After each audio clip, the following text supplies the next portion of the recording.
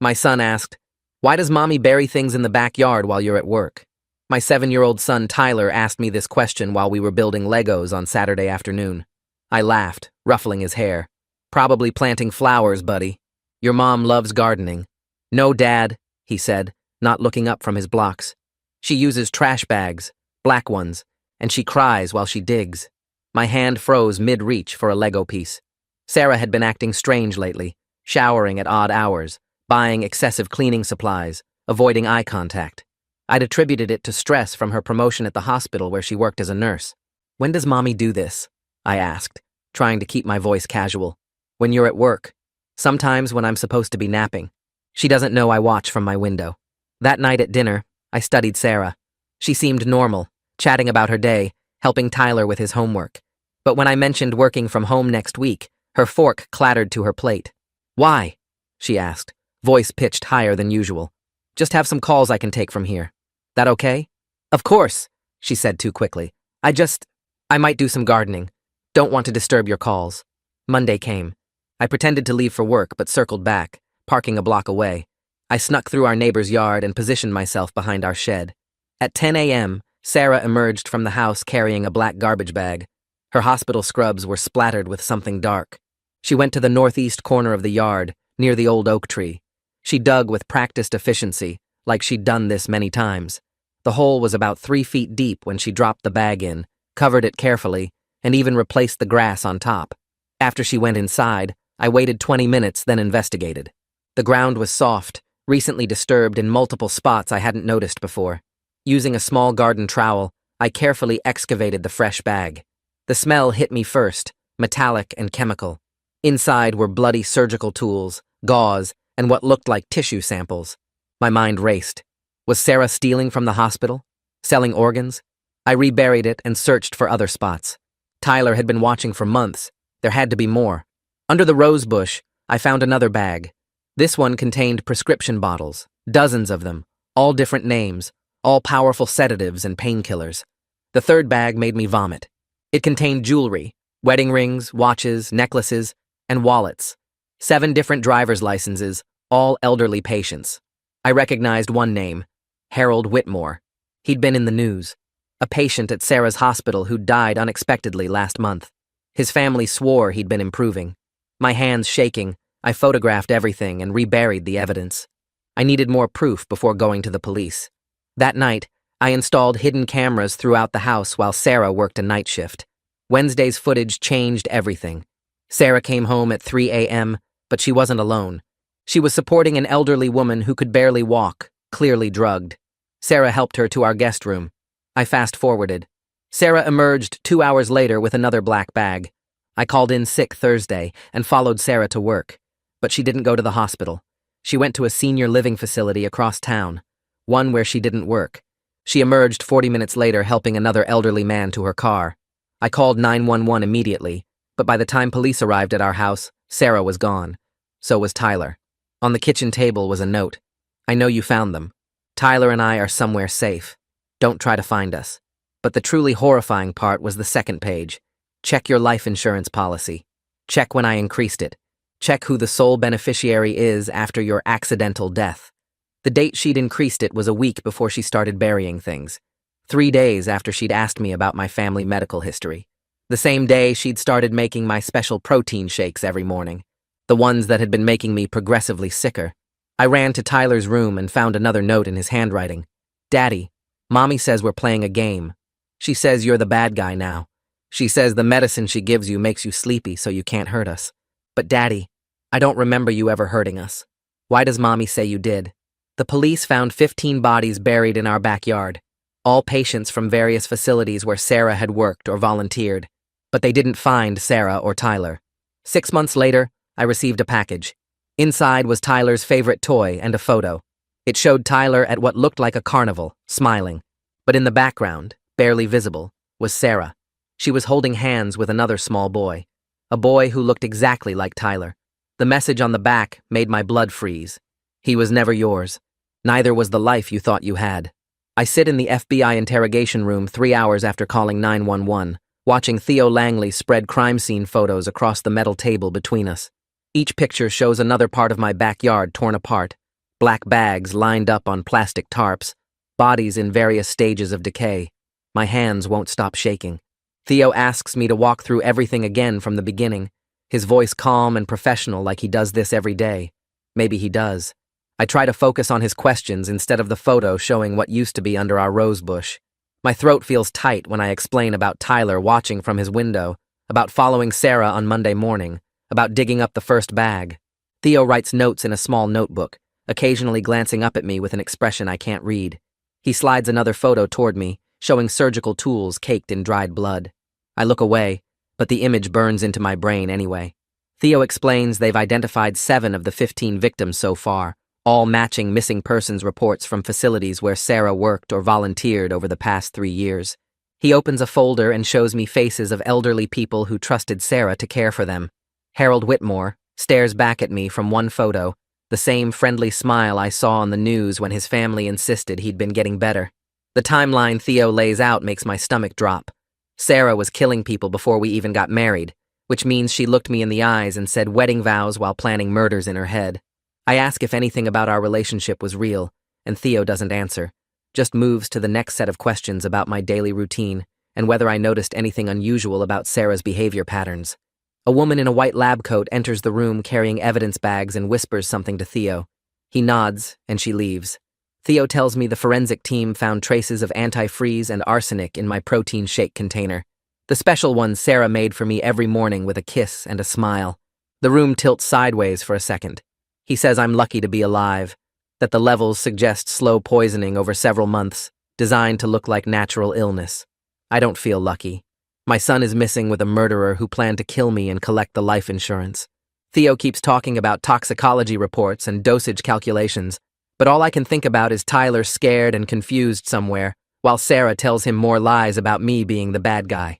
The clock on the wall shows 1:47 a.m. I've been in this room for almost 4 hours answering the same questions in different ways, while my son gets farther away with every passing minute. Rocco is waiting in the hallway when Theo finally releases me at 2 a.m. My brother doesn't ask questions, just puts his hand on my shoulder and guides me toward the exit. Police officers and FBI agents fill the station, some staring at me as we pass like I'm the criminal instead of the victim. Rocco's car is parked in a loading zone outside, and he helps me into the passenger seat like I'm fragile. Maybe I am. The city streets are empty this late, and streetlights blur past the window while Rocco drives across town to his apartment.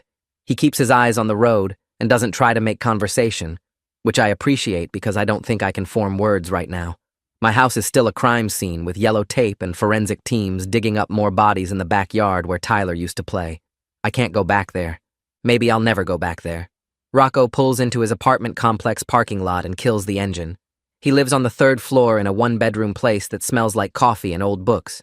He sets me up on his couch with blankets and a pillow, tells me the bathroom is down the hall if I need it. I nod, but don't move. Rocco sits in the armchair across from me and finally speaks, asking if I need anything. Water, food, someone to call. I shake my head. What I need is my son back safe and my wife in prison where she belongs.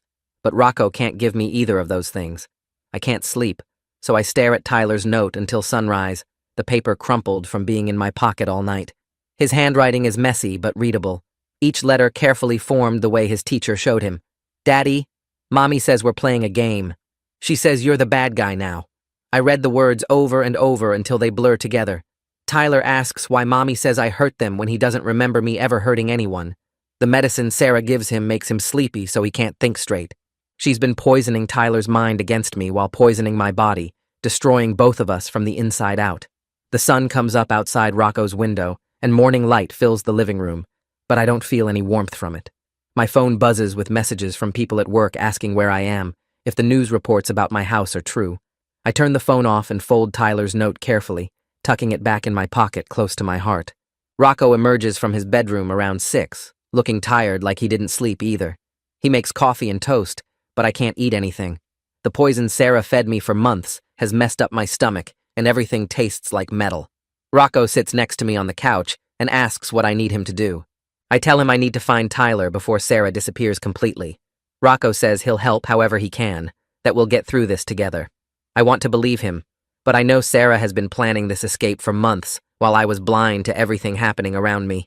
Theo calls at 7 a.m. with news that Sarah's car was found abandoned at a bus station 4 states away.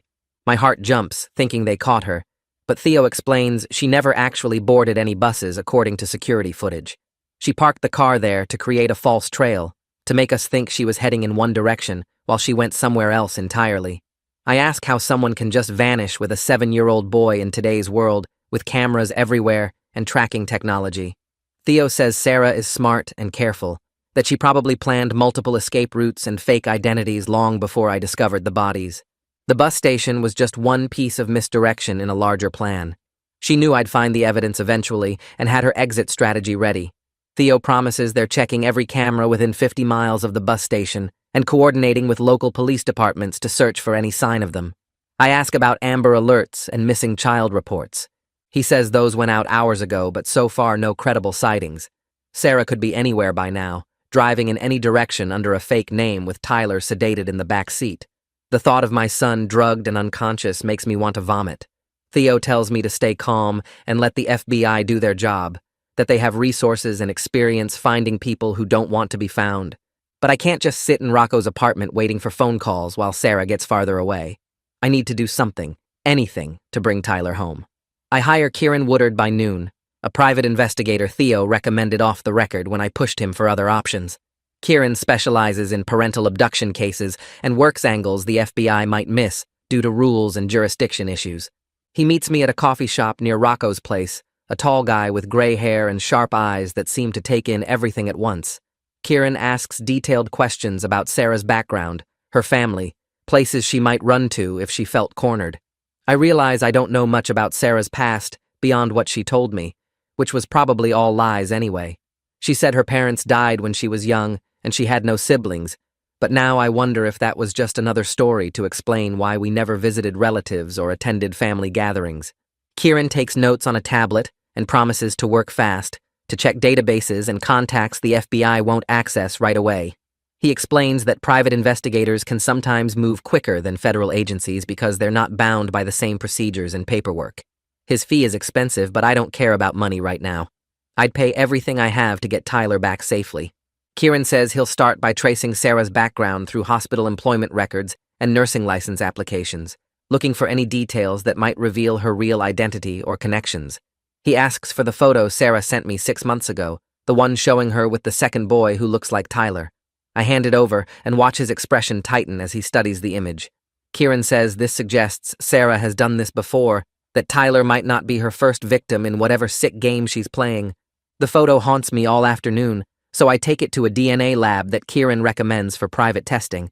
The technician is a young woman with kind eyes who handles the photo carefully, like she understands what it means to me.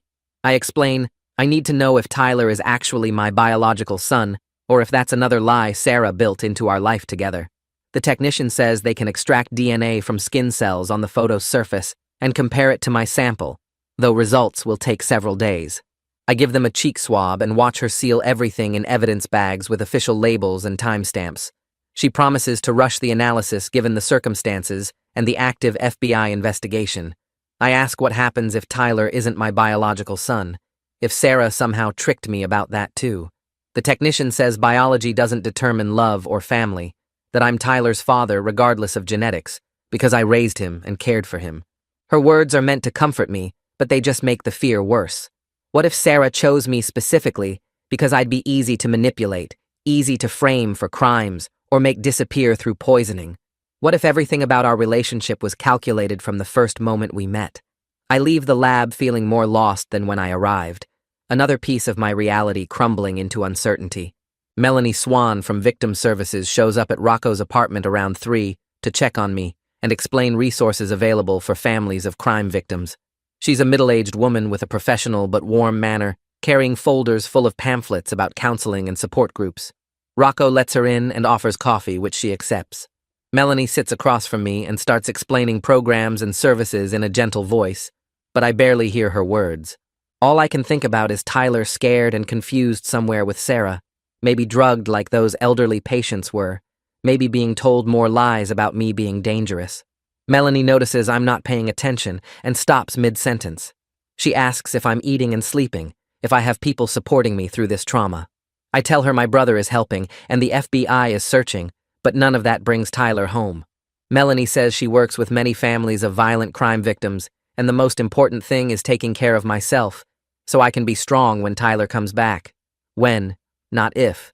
I appreciate her optimism, but it feels hollow when I know how good Sarah is at disappearing and lying. Melanie leaves her card and tells me to call anytime, day or night, if I need someone to talk to or help accessing services. After she goes, Rocco makes me eat half a sandwich and drink some water. I force it down even though everything tastes wrong and my stomach rebels against food. The news breaks nationally about the bodies in my backyard that evening, and reporters camp outside Rocco's building within hours trying to get interviews. I watch coverage on Rocco's TV showing aerial footage of my house surrounded by police vehicles and crime scene tape. The news anchor describes 15 bodies found buried in the yard of a suburban home, calling it one of the worst serial killer cases in recent memory. They show my photo from social media and identify me as the husband of the suspect, making it sound like I might have been involved somehow. My phone explodes with messages from people I haven't talked to in years, some offering support, but most just fishing for details they can gossip about. Reporters knock on Rocco's door asking for statements and exclusive interviews. Rocco tells them all to leave, or he'll call the police. I refuse every media request because the last thing I need is Sarah seeing me on TV and running farther or doing something desperate. Kieran calls to say the media attention might actually help generate tips from people who've seen Sarah and Tyler, but it also puts more pressure on Sarah, which could make her dangerous. I turn off the TV and close the blinds, trying to block out the circus forming around my nightmare. Rocco orders pizza for dinner, but neither of us eats much. We sit in silence while my phone keeps buzzing with messages, and the reporters outside wait for me to emerge and give them the story they want. The next morning, Theo calls with news about a tip from the FBI hotline. A nurse named Arlo, who worked with Sarah 2 years ago at a different hospital, reached out with information. Theo asks if I can come to the FBI office to listen to the recording because Arlo mentioned specific details about Sarah's behavior that might help predict where she'd go. I tell Rocco where I'm headed and drive to the federal building downtown, my hands gripping the steering wheel so tight my knuckles turn white. Inside the sterile conference room, Theo plays the recording on his laptop.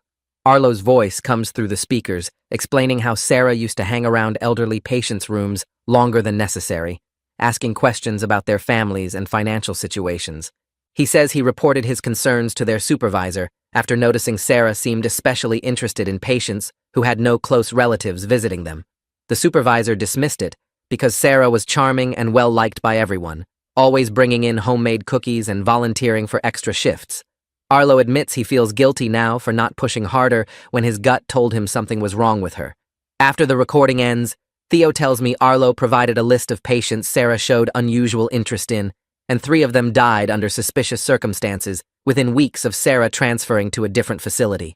I sit there processing this information and realize Sarah had been perfecting her methods for years before I ever met her. The woman I married was already a practiced killer who knew exactly how to charm people into trusting her while she planned their deaths. Theo arranges for me to meet with a forensic psychologist named Nadia, who specializes in profiling serial killers to help predict Sarah's behavior patterns. We drive across town to Nadia's office in a medical building where she works with law enforcement on violent crime cases. Nadia is a woman in her 50s with sharp eyes that seem to look right through me when she shakes my hand. She leads me to her office and asks me to sit on the couch while she takes notes on a legal pad. For the next 2 hours, she asks questions about my marriage that make me increasingly uncomfortable. She wants to know about Sarah's emotional responses to different situations, how she handled conflict, whether she ever showed genuine empathy or just performed it convincingly. I describe how Sarah would cry at sad movies, but never seemed bothered when actual people around us were suffering. Nadia asks about our intimate life and whether Sarah ever seemed present during emotional moments, or if she seemed to be going through motions. I realize as I answer her questions that I never really knew my wife at all.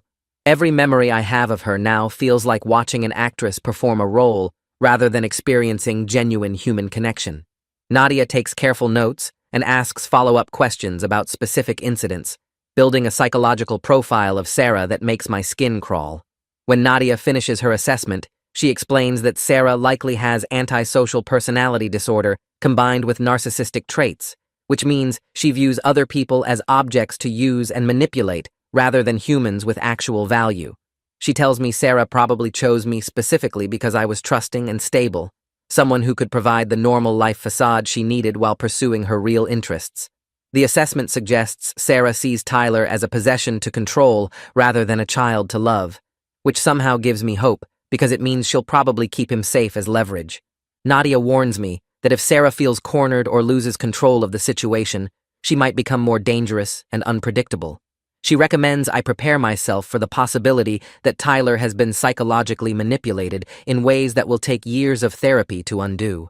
I leave Nadia's office feeling like I've been gutted, understanding that the entire foundation of my life was built on lies and manipulation by someone incapable of actual human emotion. 2 days later, the DNA lab calls with results confirming Tyler is definitely my biological son, which provides one solid piece of truth in an ocean of lies. The lab technician tells me the paternity test shows a 99.9% match, so there's no question Tyler is mine. But then she mentions they found something unusual in the sample and want to run additional tests before sharing the details. I ask what kind of unusual, but she says the geneticist needs to review the findings first, and they'll call me back within 48 hours.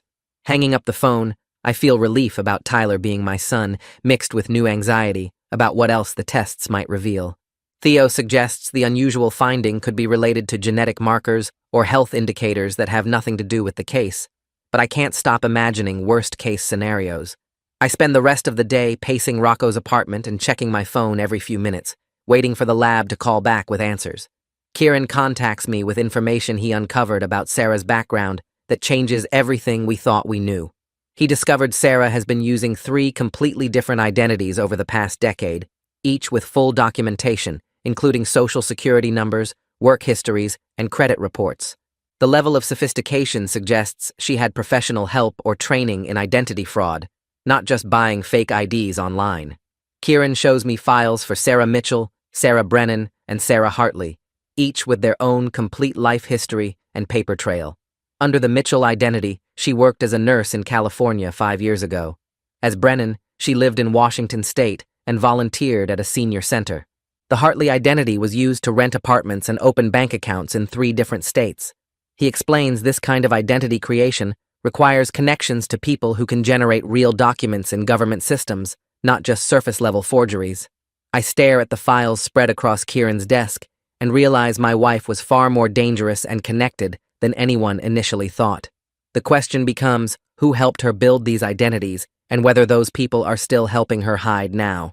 Melanie shows up at Rocco's apartment, insisting I need to start seeing a grief counselor to stay functional during the search for Tyler.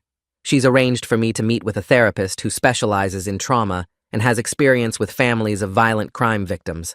I tell her I don't have time for therapy when my son is missing, but she explains that falling apart won't help Tyler, and I need support to maintain my mental health. Rocco backs her up, pointing out I've barely eaten or slept in days, and I'm starting to look hollow. I finally agree to go to one session just to get them both off my back. The counselor's office is in a quiet building with comfortable furniture and soft lighting that's probably supposed to be calming, but just makes me feel trapped. The counselor asks me to talk about what I'm feeling, and I tell her I don't know how to feel anything except panic about Tyler and rage at Sarah. She helps me understand that I'm grieving the loss of who I thought Sarah was, even while hating who she actually is. The grief and anger can exist at the same time without one canceling out the other. By the end of the session, I'm exhausted, but somehow feel slightly less like I'm drowning. The counselor schedules me for twice-weekly appointments, and I leave her office thinking maybe Melanie was right about needing support. Theo calls with a break in the case. The FBI traced one of Sarah's fake identities to a rental property in Oregon, where she apparently lived 5 years ago under the name Sarah Mitchell.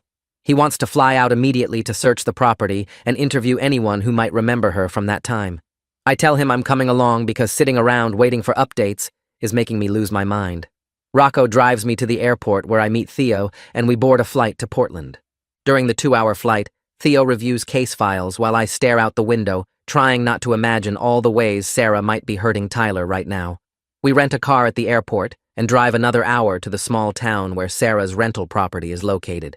The address leads us to a duplex in a rundown neighborhood with overgrown yards and peeling paint. Theo knocks on the door, but the current tenants are a young couple who moved in 6 months ago and never heard of Sarah Mitchell.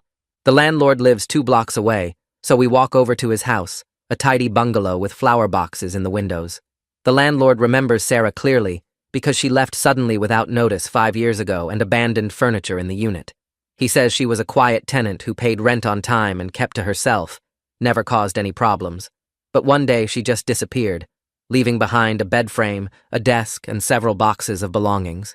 He tried calling her, but the number was disconnected, and she never responded to the forwarding address she'd provided. Eventually, he had to clear out the unit to rent it again, but he kept her abandoned boxes in his storage shed because he felt bad throwing away someone's stuff. Theo asks if we can search through the boxes, and the landlord agrees, leading us to a large metal shed behind his house. Inside are stacks of cardboard boxes labeled with Sarah's fake name. Kieran arrives an hour later with local police to document everything we find. We spend the next 3 hours carefully going through each box, photographing contents and logging items as potential evidence. Most of it is ordinary household stuff like kitchen supplies and books, but then we find something that makes my stomach drop. Inside a box labeled miscellaneous are journals with Sarah's handwriting detailing fantasies about killing patients long before she actually started acting on them. The entries go back 7 years, describing specific scenarios and methods she imagined using.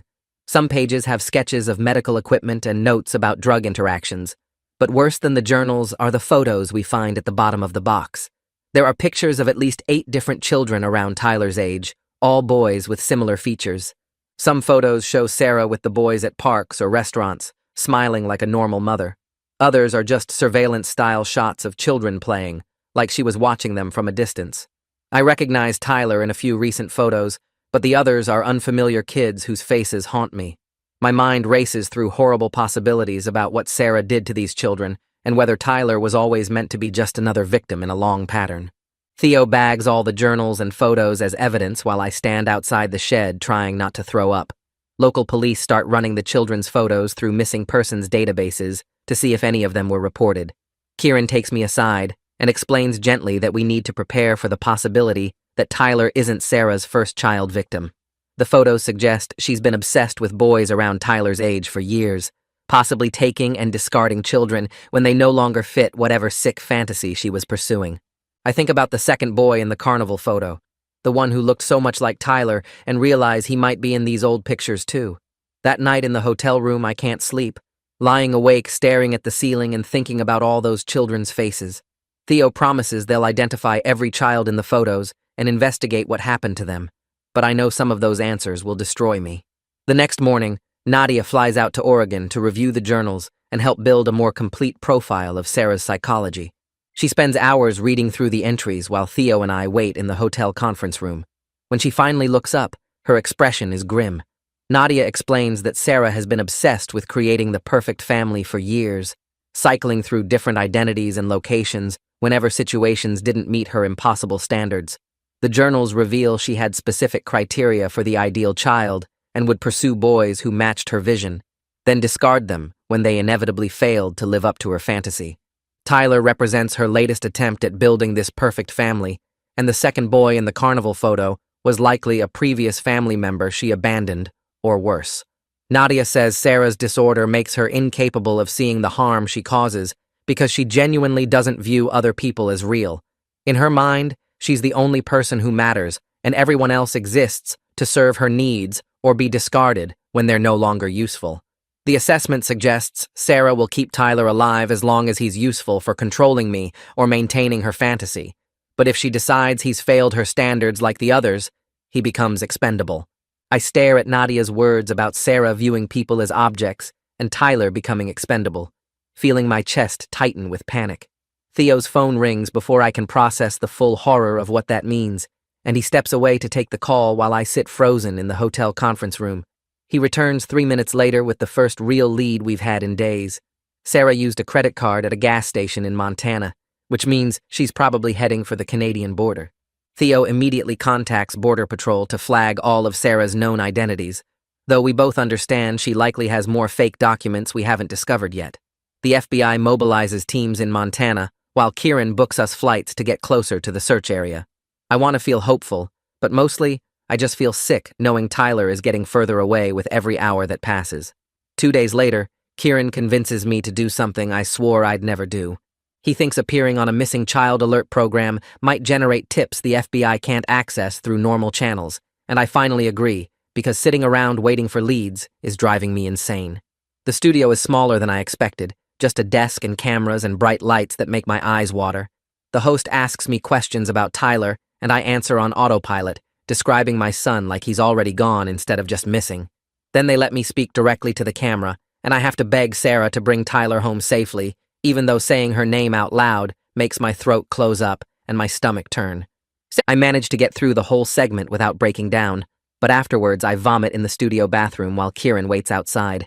The tips start flooding in within hours of the broadcast airing. Most of them are completely worthless. People claiming they saw Tyler at grocery stores or parks hundreds of miles apart, sightings that can't possibly all be real. Some are just cruel pranks from sick individuals who enjoy inserting themselves into other people's tragedies, sending detailed false information that wastes investigator time. Kieran and Theo work through each lead methodically anyway, following up on even the obviously fake ones, just in case there's something real buried in the noise. I pace around Rocco's apartment feeling helpless and useless, checking my phone every 30 seconds for updates that never come. 3 days after the broadcast, the DNA lab calls back with results from their additional testing on Tyler's sample. The technician explains that Tyler's genetic markers suggest Sarah used fertility treatments or possibly genetic selection when conceiving him, which means she didn't just get pregnant naturally like she told me. This implies Sarah planned Tyler's entire existence down to selecting specific traits she wanted in a child, adding another layer to her manipulation that makes me question every single thing she ever said about our family. I ask the technician what kind of traits someone could select for, and she lists things like eye color and disease resistance, but I'm thinking about Sarah's journals and her obsession with creating the perfect family. Tyler wasn't an accident or even a wanted pregnancy. He was a designed object meant to fulfill Sarah's sick fantasy. The next morning, Arlo calls me directly, despite FBI warnings not to contact me outside official channels. He says he remembered something Sarah mentioned years ago about a cabin her uncle owned in Idaho where she spent childhood summers. The FBI has no record of Sarah having any uncle, but Kieran thinks it's worth investigating as a potential safe house where Sarah might hide Tyler. Theo is skeptical because Sarah has lied about literally everything else in her life, but he agrees to look into property records in Idaho connected to any of Sarah's known identities. I cling to this lead, like it's the only thing keeping me breathing, even though I know it's probably just another dead end in a long line of disappointments. Rocco takes a leave of absence from his job the same day Arlo calls, telling his boss he needs to stay with me full-time. I try to argue that he doesn't need to sacrifice his career for me, but he just shakes his head and starts organizing my medications and making sure I eat something. He forces me into the shower when I haven't bathed in 3 days, then makes me eat protein bars while he handles phone calls with investigators, so I don't have to repeat the same information 50 times. I realize I'm not eating or sleeping properly, that my body is starting to shut down from stress and grief, but I can't make myself care about basic survival when Tyler is out there somewhere. A woman named Kira from the local police department shows up at Rocco's apartment 4 days after the broadcast. She needs to discuss the ongoing investigation into Sarah's activities in our town, specifically her volunteer work at places I never even knew she went. Kira explains that Sarah volunteered at a youth center where 3 children went missing over a 2-year period, though nobody connected the cases before because the disappearances happened months apart. The children were all boys around Tyler's age, all from single-parent homes where the mothers worked night shifts, all last seen at the youth center during Sarah's volunteer hours. Kira shows me photos of the missing boys, and my hands start shaking so badly, I drop the pictures on the floor. The youth center connection makes me understand that Sarah's interest in children goes way beyond just Tyler. Kira says they're reopening all 3 missing children cases and searching for patterns that might reveal where Sarah takes her victims or what she does with them. I think about the photos we found in Oregon showing 8 different boys, and I realize those missing children from the youth center might be in those pictures. Kira asks if I'm willing to look through the photos again to see if I recognize any of the youth center victims, and I agree, even though the thought of staring at those faces again makes me want to throw up. The next day, I force myself to return to our house with Theo to search through Sarah's belongings for clues about the Idaho cabin or her true background. Walking through the front door feels like stepping into a crime scene, which I guess it technically is with 15 bodies buried in the backyard. Being in our bedroom where Sarah slept beside me while planning murders makes my stomach turn, and I end up vomiting in the bathroom before we even start searching. Theo gives me a minute to pull myself together. Then we begin methodically going through Sarah's closet and drawers, looking for anything we missed before. Hidden behind a false panel in Sarah's closet, we find passports for 4 different identities I've never seen before. There's also cash totaling $30,000 in wrapped bundles, plus a burner phone with only a single contact labeled insurance in the call history. Theo immediately starts the process of tracing the phone number, while I photograph everything with shaking hands, trying to document each passport and identity. The names mean nothing to me, but Theo recognizes one as matching a missing persons case from 6 years ago, a woman who disappeared from a hospital in Texas, where Sarah briefly worked. I stare at the passport photo and realize Sarah has been building fake identities and disappearing for years, probably leaving bodies behind at each location before moving on to create a new life somewhere else. Theo traced the burner phone contact to a man named Vincent, who operated out of a strip mall in Henderson, Nevada. We flew out the next morning and met him at his document shop that pretended to be a legitimate notary service. Vincent was in his 50s with greasy hair and suspicious eyes that kept darting to the door like he expected a raid. He claimed he didn't know what we were talking about when Theo showed him Sarah's photo. Theo leaned across the desk and explained very clearly that obstruction of justice carried a federal sentence of up to 5 years. Vincent's face went pale, and he pulled out a file from a locked drawer behind him. He admitted Sarah came to him 3 months ago with cash and specific requirements for a complete identity package. She wanted documentation for herself and a child, social security cards, birth certificates, medical records, everything needed to disappear completely. Vincent said she paid $30,000 in cash and seemed calm and professional, like she'd done this before. The identity Sarah purchased was for a woman named Jennifer Walsh, with a son named Michael Walsh, both with clean backgrounds and no criminal records. Theo photographed every document in Vincent's file, while I stood there trying to process that Sarah had erased Tyler's name, along with his entire existence. Theo updated Border Patrol immediately, with the new names Jennifer Walsh and Michael Walsh, circulating photos and descriptions to every crossing point between the US and Canada. He also sent alerts to airports, bus stations, and rental car companies across the western states. I sat in the rental car outside Vincent's shop, holding my phone and staring at Tyler's school photo, the one where he's missing his front tooth and grinning at the camera. Sarah had taken that smile and turned it into someone named Michael, a boy who didn't exist until she needed him to. The thought made me want to break something, but instead, I just gripped the phone harder until my knuckles turned white. Theo drove us back to the airport while making calls to coordinate with local law enforcement in states where Sarah might be hiding. I barely heard his conversations because my brain kept repeating the name Michael Walsh over and over, trying to reconcile it with my son Tyler, who loved dinosaurs and hated broccoli. Kieran called while we were waiting at the gate for our flight back. He'd been digging through property records for all of Sarah's known identities and found something promising. A cabin in rural Idaho registered to a shell corporation that traced back to one of the fake names Sarah used 5 years ago. The property was remote, off the main roads, exactly the kind of place someone would hide if they wanted to disappear. Theo immediately started coordinating with Idaho law enforcement for a search, while I insisted I was coming along despite his concerns about my emotional state. He tried to argue that I should stay back and let professionals handle it, but I shut that down fast. Tyler was my son, and I wasn't sitting in some hotel room while they searched for him. Theo finally agreed after making me promise to follow his instructions exactly and stay back when they approached the cabin. We drove through the night to reach Idaho, Rocco at the wheel, while I sat in the passenger seat clutching Tyler's favorite stuffed dinosaur that I'd grabbed from his room before we left. The 6-hour drive felt endless as my mind cycled through every possible scenario of what we'd find at the cabin. Maybe Tyler would be there safe, and we could end this nightmare tonight. Maybe we'd find the cabin empty and have to start the search all over again. Maybe we'd find something worse that I couldn't let myself think about because if I did, I'd lose my mind completely. Rocco tried to make conversation a few times but gave up when I couldn't string together coherent responses. Instead, he turned on the radio low and let me sit with my thoughts while the highway stretched out dark and empty ahead of us. I watched the mile markers pass and calculated that we were getting closer to Tyler with each one, or maybe further away if Sarah had already moved on. The cabin sat at the end of a dirt road surrounded by pine trees that blocked most of the morning light.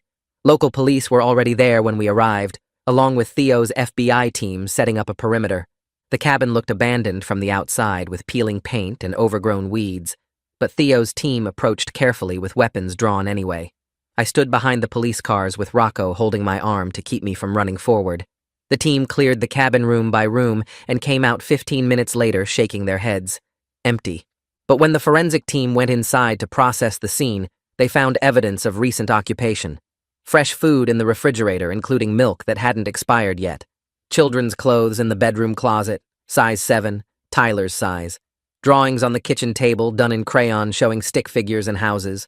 The forensic team estimated based on the food freshness and other signs that we'd missed them by less than 24 hours. 1 day. We were 1 day behind Sarah and Tyler. I walked into the cabin after Theo cleared me to enter and went straight to the kitchen table where Tyler's drawings were spread out. Most of them showed normal kid stuff like dinosaurs and spaceships, but one made my hands start shaking. Tyler had drawn a woman with long hair, but instead of a face, he'd scribbled over it with black crayon until the paper almost tore. At the bottom, in his careful handwriting, were the words, "Not Mommy." I picked up the drawing and felt something break open in my chest, half grief and half hope. Tyler knew something was wrong with Sarah. He was aware enough to recognize she wasn't acting like his mother should. He was leaving messages for me, trying to communicate that he needed help.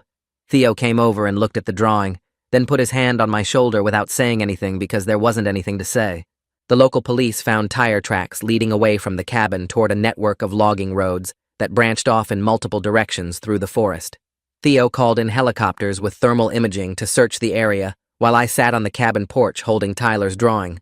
The helicopters arrived within an hour and began sweeping the logging roads, but the forest was dense and the roads went on for miles in every direction.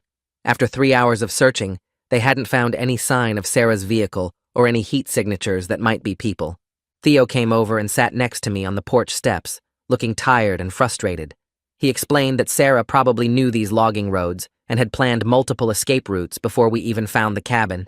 She was always 3 steps ahead of us, always planning her next move while we scrambled to catch up. My phone rang, and Nadia's name appeared on the screen. She'd been monitoring news coverage of the case and had something important to tell me. Sarah had likely seen the missing child broadcast I did, which meant she now knew we were actively hunting her with full FBI resources. Nadia's voice was careful and measured as she explained that cornering Sarah could make her more desperate and dangerous. If Sarah felt trapped, she might harm Tyler rather than allow him to be rescued, especially given her need for control and her view of Tyler as a possession. Nadia advised that we needed to give Sarah an out, a way to surrender that didn't make her feel like she was losing everything. I listened to Nadia's psychological analysis while staring at Tyler's drawing and feeling my hope drain away. Every step we took to find Tyler might be pushing Sarah to do something terrible. The next break came from an unexpected source. A logging company worker called the FBI tip line, saying he'd seen a woman matching Sarah's description with a young boy at a remote campground 30 miles from the cabin 2 days ago. He remembered them because the woman seemed nervous and the boy looked sad, not like a normal family camping trip. Theo's team mobilized immediately, coordinating with local law enforcement to surround the campground before approaching. I rode with Theo and Rocco, hope and terror fighting for space in my chest. This could be it. This could be where we finally found Tyler and brought him home safe. Or this could be another empty location where Sarah had already moved on, staying 1 step ahead of us forever. We found the campground abandoned, just like the cabin, with Sarah's tent still set up, but no sign of her or Tyler anywhere. Kieran's team searched the area thoroughly and discovered the burner phone Sarah had been using, apparently left behind because she realized we'd traced it. She was getting smarter, cutting off our ways to track her movements. But Sarah had made a mistake in her rush to leave. The phone still contained deleted text messages that the FBI's digital forensics expert managed to recover using specialized software. The expert worked for 2 hours on the phone while we waited, everyone tense and silent. Finally, he looked up and said he'd recovered partial messages from the past week, enough to give us new leads on where Sarah might be heading next. The recovered texts showed Sarah talking to someone she called Sister about a compound in Wyoming where they could live freely without anyone bothering them. Theo traced the messages and found out the compound belonged to a survivalist group that helped people disappear completely off the grid. These people specialized in making families vanish without leaving any trace behind. The FBI started planning a raid immediately because this was our best lead in weeks. We flew to Wyoming that same night and met with a tactical team at a staging area 20 miles from the compound.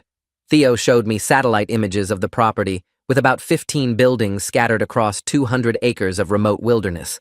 The compound had guards posted at the entrance and security cameras covering the main roads in. I stared at those images until my eyes burned, trying to spot any sign of Tyler in the grainy photos. The FBI raided the compound at dawn with full tactical gear and search warrants. I waited at the staging area with Rocco while helicopters circled overhead and radio chatter filled the air. The raid took 3 hours to complete because the compound was so spread out across the property. They found 12 people living there completely disconnected from normal society, growing their own food and generating their own power. But Sarah and Tyler weren't among them. The compound leader was a man in his 50s who refused to cooperate at first. He claimed Sarah had contacted them about joining, but never actually arrived at the compound. Theo didn't believe him because the text messages clearly showed Sarah had been there recently. The man's eyes kept shifting away when Theo questioned him about helping people disappear. I wanted to grab him and shake him until he told us where Sarah went, but Rocco held me back. The FBI searched every building on the compound, looking for any trace of Sarah or Tyler. They found supplies that matched items Sarah had purchased before disappearing, including specific brands of food Tyler liked. One of the cabins had children's clothes in Tyler's size hanging in a closet, but the compound leader insisted those belonged to other families who'd passed through months ago. Kira arrived at the compound later that morning to help interview the residents. Most of them refused to talk or gave obviously rehearsed answers about not knowing Sarah. They'd been trained to protect each other and keep outsiders from learning anything useful. I felt my hope draining away again as each interview turned up nothing. Then, one of the compound members, a young woman who'd only joined recently, approached Kira privately. She was maybe 20 years old and looked scared about breaking the compound's code of silence. She told Kira that Sarah and a boy matching Tyler's description had been there but left 3 days ago. Sarah had argued with the compound leader about ownership and bloodlines. The woman overheard Sarah saying something about going home to where it started before she drove away. I nearly collapsed with relief, hearing that Tyler had been alive 3 days ago. Theo immediately started questioning the young woman about what direction Sarah went and what kind of vehicle she was driving. The woman provided details about Sarah's new car and mentioned she'd been studying maps of Washington state. She said Sarah seemed upset and kept talking about her father and secrets that needed to stay buried. Nadia called while we were still processing this new information. Theo filled her in on what the compound member said about Sarah going home to where it started. Nadia thought this probably referred to Sarah's childhood or the origin of her killing fantasies. She explained that serial killers often returned to significant locations when they felt trapped or desperate. Kieran had been digging into Sarah's background using resources the FBI couldn't access. He called with major news about an hour after we learned Sarah left the compound. He'd discovered that Sarah's real name might be Sarah Brennan, from a small town in Washington state. She'd changed her identity completely about 15 years ago, using sophisticated document forgery. The Brennan family had lived in Washington for generations before Sarah disappeared and reinvented herself. We booked flights to Washington immediately, while Kieran continued researching the Brennan family history. He found records of Sarah's father dying in a construction accident when she was 12.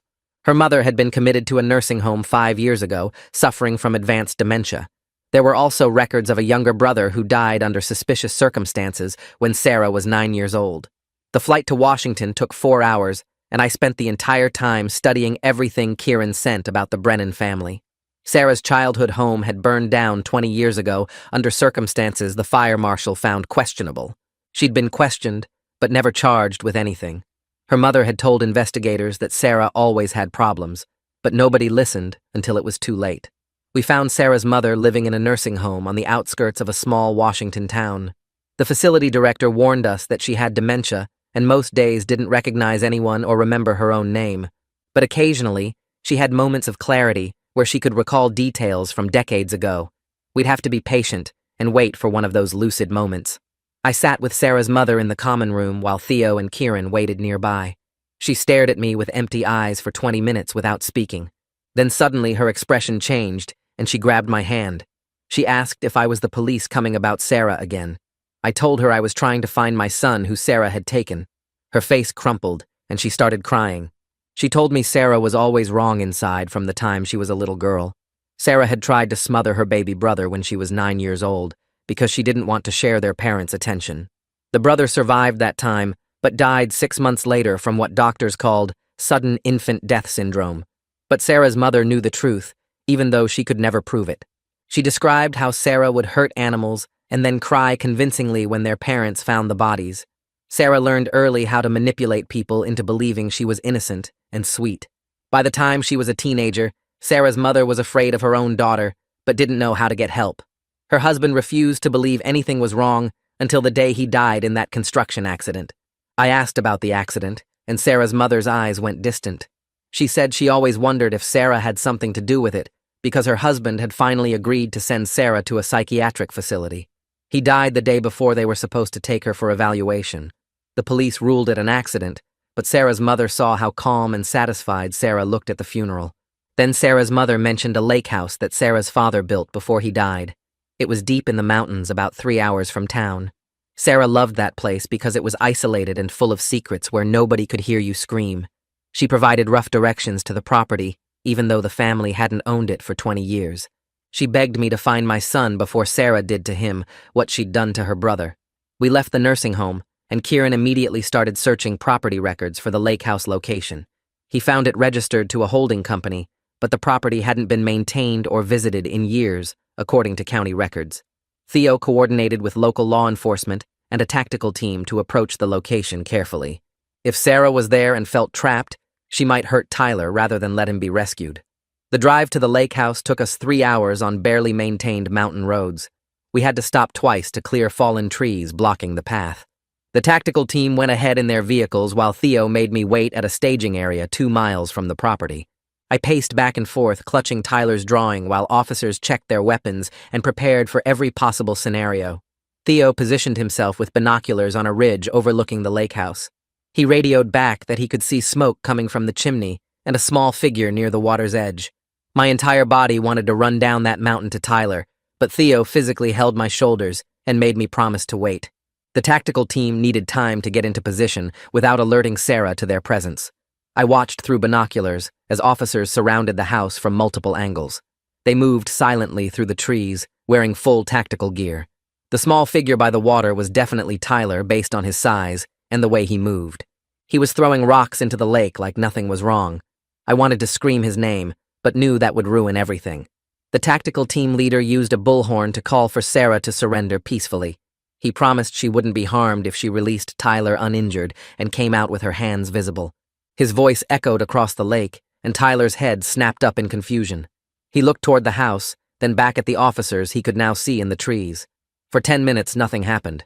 I counted every second while my heart tried to pound its way out of my chest. Tyler stood frozen by the water, looking terrified and confused.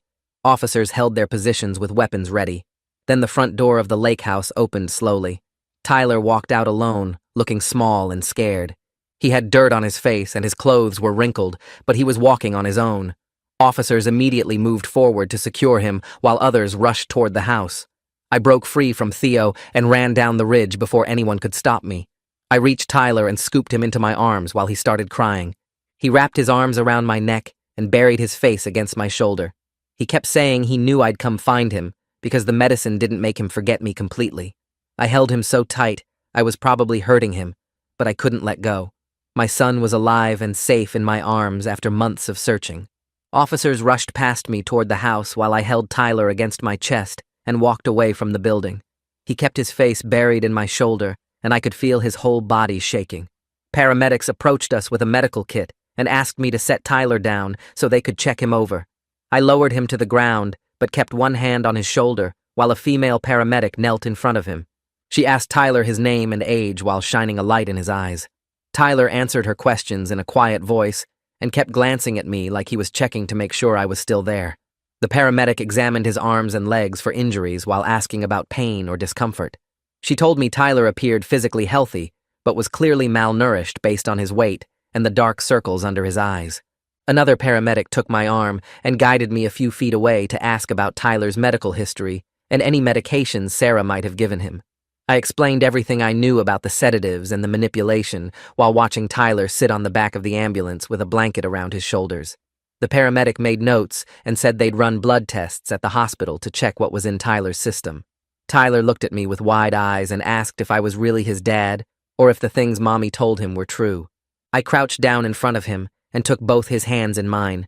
I told him I was absolutely his real dad and nothing Sarah said about me was true.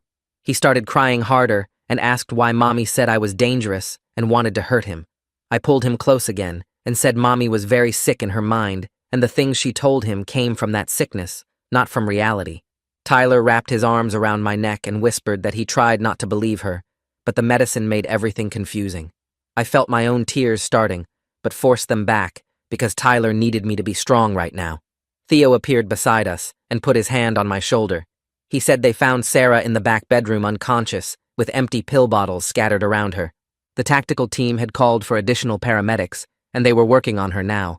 Part of me hoped she would die right there and save everyone the trouble of a trial. The other part of me wanted her to live, so she could face every single consequence of what she'd done. Theo must have seen something in my face, because he suggested I take Tyler to the ambulance and let them transport us both to the hospital for proper evaluation. I picked Tyler up, even though he was getting heavy at 7 years old, and carried him away from the house. I didn't want him to see them bringing Sarah out on a stretcher. The ambulance ride took 20 minutes, and Tyler sat on the gurney holding my hand the entire time. He asked if he could stay with me now, or if he had to go back with Mommy. I promised him he would never have to go back with her, and I would make sure he stayed safe. The paramedic monitoring Tyler's vitals smiled at us and said it was clear we belonged together based on how Tyler relaxed whenever I spoke. At the hospital, they took Tyler to a pediatric exam room while I waited outside with Theo. A doctor came out after 30 minutes and explained Tyler was dehydrated and underweight, but otherwise healthy. They'd drawn blood to check for sedatives and other drugs in his system. The doctor said Tyler showed signs of psychological trauma and manipulation that would require extensive therapy. I asked if I could see him, and the doctor nodded, leading me into the room where Tyler sat on the exam table swinging his legs. He smiled when he saw me and reached out his arms. I hugged him and felt the weight of 6 months of searching lift slightly from my shoulders. A nurse brought Tyler juice and crackers while we waited for the blood test results. Theo stepped into the room and told us Sarah had survived the overdose. The paramedics had administered medication that reversed the effects of the sedatives she'd taken. She was treated in the emergency department under guard and would be arrested as soon as doctors cleared her. Theo said Sarah wasn't talking or showing any emotion when questioned about her crimes. The prosecutor would likely charge her with multiple counts of murder, plus kidnapping and attempted murder. Several jurisdictions wanted to try her, and the death penalty was definitely on the table. I asked Theo what happened next for Tyler and me. He explained we'd need to give formal statements, and Tyler would be interviewed by specialists trained in talking to traumatized children. Child Protective Services would also get involved to ensure Tyler received proper care and therapy. Theo assured me that based on everything they'd found, I would maintain custody of Tyler, and Sarah would never be allowed near him again. Tyler looked up at Theo and asked if the bad lady was really his mommy. Theo glanced at me before telling Tyler that sometimes people who are supposed to love us get very sick and do terrible things. He said it wasn't Tyler's fault, and he was very brave for surviving such a scary situation. Tyler nodded slowly and leaned against me. The blood test results came back showing sedatives in Tyler's system, but at levels that would clear within a few days. The doctor recommended keeping Tyler overnight for observation and starting him on IV fluids to address the dehydration. I refused to leave his side, so the nurses brought me a chair that folded out into a small bed. Tyler fell asleep quickly once they got him settled in a regular hospital room. I sat watching him breathe and trying to process everything that had happened. Rocco showed up around midnight with a bag of clothes and toiletries he'd grabbed from his apartment for me. He looked at Tyler sleeping and his eyes got wet. He asked if I was okay, and I honestly didn't know how to answer that question. My son was safe, but my wife was a serial killer who'd tried to poison me and kidnap our child. Nothing about this situation felt okay. Rocco sat with me for an hour before I convinced him to go home and get some rest. I needed time alone with Tyler to start processing our new reality. The next morning, a child psychologist came to talk to Tyler and me together. Her name was Dr. Chen, and she specialized in parental alienation and kidnapping trauma.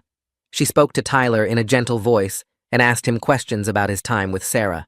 Tyler talked about the lake house and how Mommy kept telling him I was dangerous and had hurt people. Dr. Chen explained to Tyler that his mother had been lying to him because she was sick in her mind. She said Tyler would need to come see her regularly so they could talk about his feelings and help him understand what happened. Tyler asked if talking to Dr. Chen would make the bad dreams go away. She told him it would take time, but yes, therapy would help him feel better and safer. Dr. Chen pulled me aside after the session and explained Tyler would need extensive therapy to undo the psychological damage Sarah had inflicted. She said children were remarkably strong and with proper support, Tyler had good chances for full recovery. I asked how I should talk to him about Sarah and what she'd done. Dr. Chen suggested being honest in age-appropriate ways and never bad-mouthing Sarah directly because that could make Tyler feel guilty for loving her. She said Tyler needed to understand his mother's actions weren't his fault, and he was allowed to have complicated feelings about her. Tyler and I were released from the hospital that afternoon, with follow-up appointments scheduled for the next week. Rocco drove us to his apartment where he'd set up the spare bedroom for Tyler. I helped Tyler take a bath and put on clean clothes that Rocco had bought. Tyler looked at himself in the mirror and said he looked different from he remembered. I realized he'd grown during the 6 months he was gone, and his face had thinned out from not eating enough. We ordered pizza, and Tyler ate 3 slices while telling me about the carnival he'd gone to with Sarah. He mentioned the other boy casually, saying Mommy told him that was his brother who went away. My blood went cold, but I kept my expression neutral. I asked Tyler what else Mommy said about the other boy. Tyler shrugged and said Mommy told him the brother wasn't good enough, so he had to leave. Dr. Chen had warned me Tyler might reveal disturbing information gradually as he felt safer. I made a mental note to tell her and Theo about this conversation. The next day, I took Tyler to his second therapy session with Dr. Chen. I sat in the waiting room while they talked privately. After 40 minutes, Dr. Chen came out looking pale and asked me to step into her office. Tyler was playing with toys in the corner and didn't look up when I entered. Dr. Chen sat down and took a deep breath before telling me what Tyler had shared.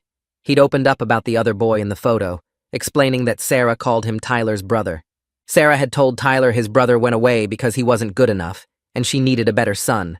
Dr. Chen and I exchanged looks, and I felt sick realizing Sarah had likely killed a previous child. Dr. Chen said she was required to report this information to law enforcement immediately. I called Theo from her office, and he arrived within 30 minutes. Tyler repeated his story to Theo while I held his hand. Theo wrote everything down and promised to investigate. Theo called me 2 days later with information that made my stomach drop. They were investigating Sarah for the disappearance of a child named Ethan from 8 years ago. The boy matched the description and age of the child in the photo I'd received. Sarah had been working at the hospital where Ethan's mother gave birth to him. The mother had died from complications shortly after delivery, and Ethan had vanished from the hospital nursery. The case had gone cold with no leads or suspects. Theo said they were now searching properties associated with Sarah's various identities for any evidence of what happened to Ethan. I asked if Tyler needed to know about this, and Theo suggested waiting until they had more concrete information. I agreed, but the weight of knowing Sarah might have killed her own biological child before moving on to Tyler crushed me. 3 weeks later, Theo called with the worst news possible. The investigation into Ethan had led them to another property Sarah owned under a fake identity in a different state. They'd found remains buried in the backyard. DNA testing confirmed the remains belonged to Ethan, and he was Sarah's biological son from a relationship before she met me. The medical examiner determined Ethan had died from an overdose of sedatives when he was approximately 2 years old. Theo said the evidence suggested Sarah had killed Ethan when he didn't meet whatever twisted standards she had for the perfect child. Then, she'd created a new identity and eventually found me to start over with Tyler. I sat down hard on Rocco's couch trying to process this information. Tyler could have suffered the exact same fate if I hadn't discovered Sarah's crimes when I did. Theo said the prosecutor was adding Ethan's murder to the charges against Sarah. I asked how I was supposed to tell Tyler about this, and Theo said to work with Dr. Chen on finding the right approach. Dr. Chen helped me figure out how to explain Ethan to Tyler without giving him the full horror of what his mother had done.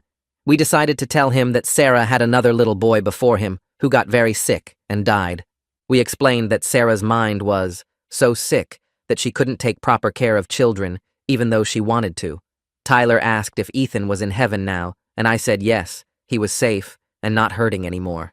Tyler wanted to know if he would have died too if I hadn't found him. I pulled him close and promised him he was safe now, and I would never let anything bad happen to him again. Dr. Chen said Tyler was processing the information as well as could be expected for a 7-year-old dealing with such heavy trauma. She reminded me that healing would take years, not weeks or months. Sarah's trial began 4 months after we rescued Tyler. I attended every single day while Rocco stayed home with Tyler. Sitting in that courtroom and hearing the full scope of Sarah's crimes laid out in detail was worse than anything I'd imagined. The prosecution presented evidence of 19 confirmed murders of elderly patients across multiple facilities where Sarah had worked. They detailed how she'd stolen from her victims, forged documents, and created false identities. They showed the jury photos of Ethan's remains and explained how Sarah had killed her own biological child. They played recordings of Tyler's therapy sessions, where he described the psychological manipulation Sarah had used. The defense tried to argue Sarah suffered from severe mental illness that diminished her capacity, but the prosecution showed how carefully she'd planned everything. Her multiple identities, the fake documents, the systematic targeting of vulnerable victims, all proved she knew exactly what she was doing. I watched Sarah sit at the defense table showing absolutely no emotion during any of the testimony. She looked like a stranger, not the woman I'd built a life with. The jury deliberated for only 6 hours before returning with guilty verdicts on all counts. When the judge read each verdict, Sarah's expression never changed. She just stared straight ahead like she was watching something boring on television. But when the judge asked if she had anything to say before sentencing, Sarah turned and looked directly at me. Her eyes held the same cold expression I'd seen that last morning before everything fell apart. She didn't speak, just stared at me with that look that said she felt nothing about any of it. The judge sentenced her to life in prison without possibility of parole, plus additional consecutive sentences. Sarah was led out of the courtroom in handcuffs, and I finally let myself breathe. It was over. She would never hurt anyone again. The sentencing hearing took place 3 weeks after the verdict in a packed courtroom that smelled like wood polish and tension. I sat in the front row with Rocco beside me, his hand on my shoulder as the judge asked if I wanted to give a victim impact statement. I stood up and walked to the podium, my legs shaking so hard I had to grip the sides to stay upright. I looked at the judge instead of at Sarah because seeing her face might make me forget the words I'd practiced with Melanie for days. I told the court how Sarah destroyed my ability to trust anyone, how I second-guessed every relationship and questioned every kind gesture because the person I loved most turned out to be a monster. I explained how Tyler woke up screaming most nights, how he flinched when women spoke too softly, how he asked me constantly if I was really his dad, or if that was another lie Sarah told him.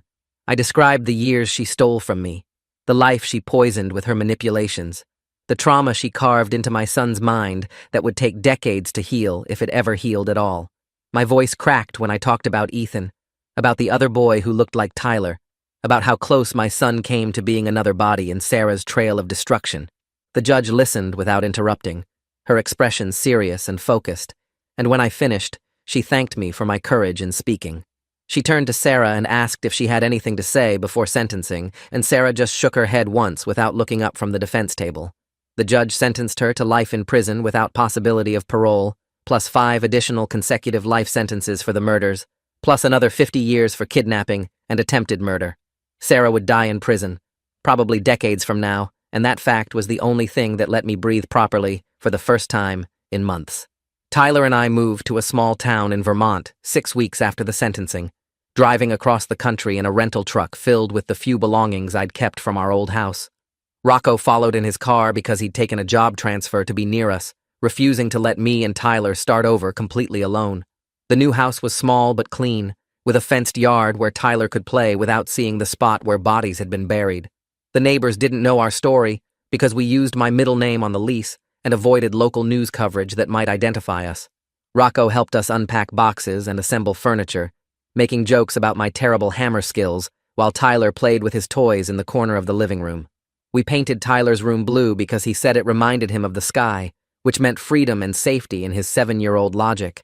I hung his drawings on the walls and arranged his stuffed animals on the bed, trying to create a space that felt nothing like the room he'd had in our old house. That first night in the new place, Tyler crawled into bed with me around midnight after another nightmare, and I held him while he cried about missing his old friends and his old school. I promised him we'd make new good memories here, that this house would only have happy things in it, and eventually he fell asleep against my chest while I stared at the ceiling, wondering if I'd made the right choice.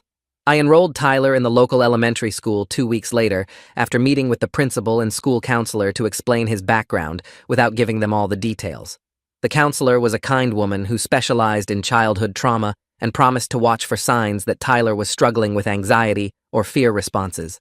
Tyler's teacher knew to give him extra patience during transitions and to let him sit near the door where he felt less trapped. The first day of school, Tyler held my hand so tight in the parking lot that my fingers went numb, and I had to crouch down to his level to remind him that he was safe and I'd be right there to pick him up at 3 o'clock. He made friends with a boy named Jake during recess that first week, bonding over their shared love of dinosaurs and Lego sets. I watched from the pickup line as Tyler laughed with other kids on the playground, acting like a normal 7-year-old for the first time since his rescue. He still had nightmares about Sarah at least twice a week, waking up crying and asking me to check the closet and under the bed for monsters.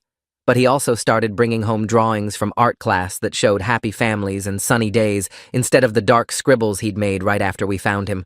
His teacher called me after the first month to say Tyler was adjusting better than expected, participating in class and making friends, though he still had moments where he'd freeze up if someone raised their voice. Melanie called every Tuesday evening to check on us and see how Tyler's therapy sessions were going with his new psychologist. She connected me with a support group for family members of violent criminals that met every Thursday night at a community center downtown. I resisted going at first because talking about Sarah with strangers felt like exposing wounds that hadn't healed yet, but Rocco convinced me to try it at least once. The group had 8 regular members, all dealing with their own versions of betrayal and trauma from discovering their loved ones committed terrible crimes. A woman named Angela found out her husband had been abusing their daughter for years. A man named Kevin learned his brother was running a drug operation that killed 3 teenagers. Their stories were different from mine, but the core pain was the same. That sick feeling of realizing the person you trusted most was actually a monster wearing a familiar face. Hearing them talk about their struggles to reconcile the person they loved with the person who did horrible things helped me understand I wasn't crazy for still missing Sarah sometimes, even while hating what she'd done. The group taught me that grief and anger could exist together, that I could mourn the loss of who I thought Sarah was, while being glad the real Sarah was locked away forever. I started attending every week, and even shared my own story eventually, finding relief in speaking the words out loud to people who understood, without judging. 1 year and 2 months after Tyler's rescue, he asked me during breakfast if we could visit Sarah in prison because he wanted to ask her why she did bad things. I nearly dropped my coffee mug on the kitchen floor and had to take 3 deep breaths before answering.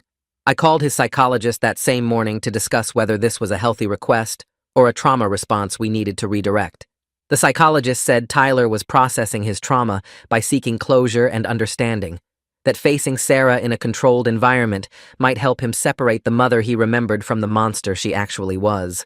We spent 2 therapy sessions preparing Tyler for the visit, explaining that Sarah might not give him the answers he wanted, and that her responses might be confusing or hurtful. Tyler insisted he needed to do this, that the questions in his head kept him awake at night, and he couldn't move forward without trying to understand. I contacted the prison and arranged a supervised visit through their victim services program, filling out paperwork that made me physically sick to complete. The night before the visit, Tyler asked me what he should say to Sarah, and I told him to speak from his heart, that whatever he felt was valid and real. He practiced his questions in the mirror like he was preparing for a school presentation, his little face serious and determined in a way that broke my heart. The prison visit happened on a cold Saturday morning in a small room with cameras in every corner and a guard standing by the door. Sarah entered wearing an orange jumpsuit that made her skin look gray and lifeless, her hair pulled back in a way that showed how much weight she'd lost. She sat across from us at a metal table and looked at Tyler with an expression I couldn't read, something between sadness and emptiness. Tyler asked her why she hurt people and why she took him away from me, his voice small but steady. Sarah said she loved him in her own way, but she was broken inside, that something in her mind didn't work right, and she couldn't be fixed no matter how hard she tried. She told him she knew what she did was wrong, but she couldn't stop herself because the broken part of her was stronger than the good part. Tyler listened without crying, and then said his therapist told him forgiveness helps him heal, so he forgave her for what she did, but he never wanted to see her again. Sarah nodded once and said that was probably best, that he deserved a good life without her in it. The whole visit lasted 15 minutes and felt like 15 hours. every second heavy with things unsaid and pain too deep for words. Tyler and I left the prison and drove straight to the ice cream shop we'd passed on the way, both of us needing something normal and sweet after that encounter. We sat in a booth by the window eating sundaes while I explained that some people have sicknesses in their minds that make them hurt others even when they don't want to. Tyler asked if Sarah's sickness could be cured, and I told him honestly that some sicknesses can't be fixed. That's why she had to stay in prison where she couldn't hurt anyone else.